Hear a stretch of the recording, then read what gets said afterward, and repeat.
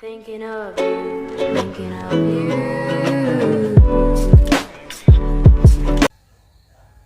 Assalamualaikum warahmatullahi wabarakatuh. Perkenalkan, saya Rahmi Auli Adaha, NIM 22002134 dari Departemen Administrasi Pendidikan, Fakultas Ilmu Pendidikan, Universitas Negeri Padang.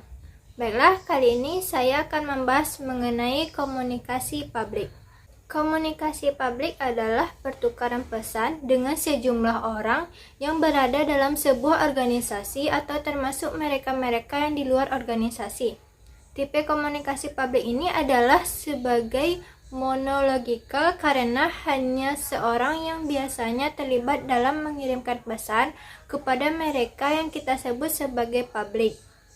Nah, ada beberapa hal yang membedakan komunikasi organisasi publik ini dengan beberapa komunikasi jenis lain, yaitu yang pertama, jika kita bandingkan dengan komunikasi interpersonal dan komunikasi kelompok kecil, komunikasi publik biasanya berorientasi pada komunikator, pada pembicara, sedangkan pada komunikasi interpersonal atau termasuk kelompok kecil itu terdapat hubungan timbal balik di antara komunikator dengan komunikan. Komunikasi dua arahnya seimbang, dan pada komunikasi organisasi publik atau komunikasi publik ini, si pembicara cenderung menguasai atau mendominasi hubungan. Yang kedua, pada komunikasi interpersonal itu hanya 2 orang atau 3 orang, dan komunikasi yang kita sebut kelompok kecil tidak lebih dari 5-7 orang sebagai penerima pesan. Sementara komunikasi publik biasanya 10 atau bahkan 100 orang. Yang ketiga, pada komunikasi publik memang sangat kurang kita melihat adanya interaksi secara langsung antara komunikator dengan komunikan, sehingga seakan-akan si pendengar lebih hanya berfungsi sebagai penerima atau mendengarkan informasi saja, karena memang akan sulit melakukan interaksi secara langsung dengan sejumlah orang yang jumlahnya banyak. Semakin banyak jumlahnya, maka orientasi terjadinya feedback secara langsung di antara kedua belah pihak semakin kecil. Yang keempat, bahasa. Bahasa yang digunakan dalam komunikasi publik jauh lebih umum dibandingkan dengan komunikasi interpersonal. Tujuan sebuah organisasi memilih untuk melakukan komunikasi publik dibanding dengan komunikasi yang lain secara umum, yaitu yang pertama, komunikasi publik dilakukan oleh sebagian lembaga atau perusahaan dalam rangka memberikan informasi kepada sejumlah besar masyarakat atau sejumlah besar orang mengenai organisasi, misalnya aktivitas-aktivitas lembaga atau perusahaan, termasuk produk dan hasil produksi dari organisasinya. Ketika diketahui serempak oleh banyak orang, akan menghemat energi, waktu, dan biaya. Yang kedua, komunikasi publik memiliki tujuan untuk menjalin hubungan antara organisasi dengan masyarakat atau dengan mereka-mereka yang di luar organisasi. Yang ketiga, komunikasi publik memberikan hiburan kepada semua orang yang terkena dampak akan hadirnya sebuah organisasi di tengah-tengah mereka. Pentingnya komunikasi publik pada sebuah organisasi, yaitu perusahaan merasa penting untuk mengadakan bagian hubungan masyarakat dalam organisasinya untuk menangani berbagai macam kasus, berbagai macam persoalan terkait dengan masalah-masalah yang berhubungan dengan promosi lembaga perusahaan atau produk yang mereka hasilkan. Dengan kita melihat adanya berbagai media yang digunakan untuk penyampaian informasi dalam rangka proses publik, komunikasi publik seperti brosur, poster, dan lain sebagainya.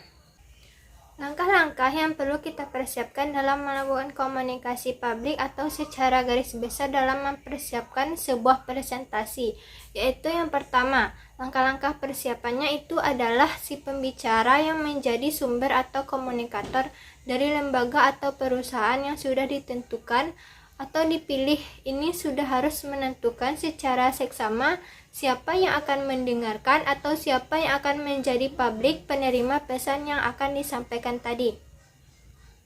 Si pembicara harus menjawab pertanyaan ini sebelum ia mengumpulkan berbagai macam data atau mempersiapkan presentasi untuk materi yang akan disampaikan.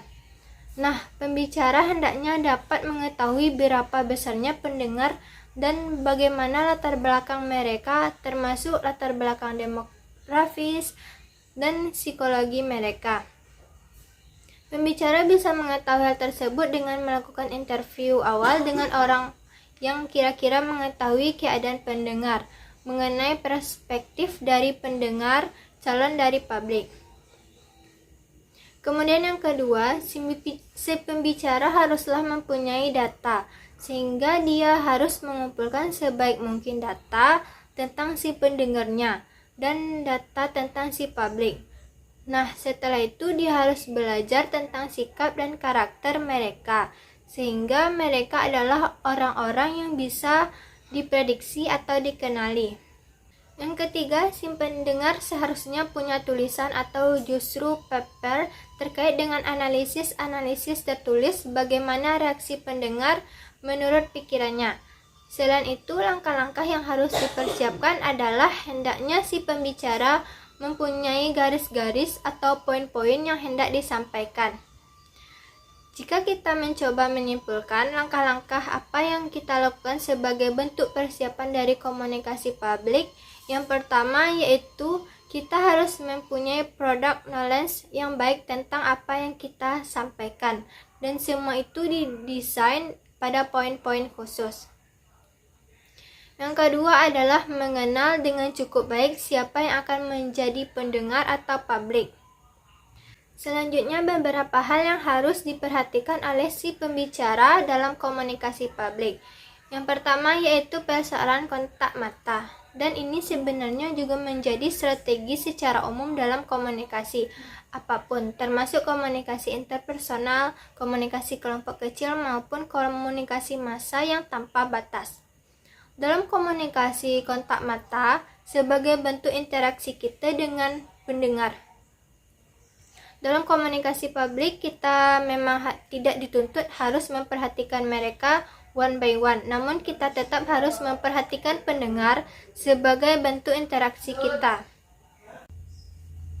Kontak mata juga membantu kita menjaga perhatian mereka, sehingga kita bisa tahu pada saat kapan kita sebenarnya sudah ditinggalkan oleh pendengar kita. Nah, seorang pembicara yang berhasil sebenarnya harus mampu menjaga kontak mata dengan pendengarnya, dan untuk mendapatkan hubungan dengan lawan bicara atau pendengar. Yang kedua adalah persoalan vokal, dan ini terkait dengan kecepatan berbicara, modulasi, nada suara, dan irama suara. Ini sangat penting, termasuk penekanan pada kata-kata tertentu dan bagaimana Anda menyiasatinya sehingga presentasi yang Anda lakukan menarik dan tidak datar. Dan yang ketiga adalah soal ketepatan. Misalnya pada saat Anda melakukan presentasi di jam-jam siang atau pada jam-jam mengantuk, apa yang dilakukan supaya tetap menjaga rasa perhatian dan keinginan tahu orang untuk mendengar dan melihat presentasi Anda. Dan yang terakhir adalah soal perencanaan. Kunci strategi yang baik dalam sebuah komunikasi adalah mendesain rencana komunikasi ini secara tepat dan detail.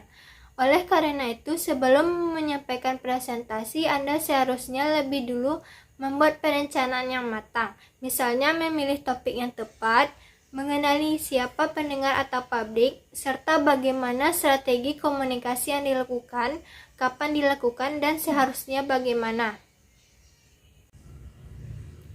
Nah, hanya sekian yang dapat saya sampaikan. Lebih dan kurangnya mohon maaf. Saya akhiri. Wassalamualaikum warahmatullahi wabarakatuh.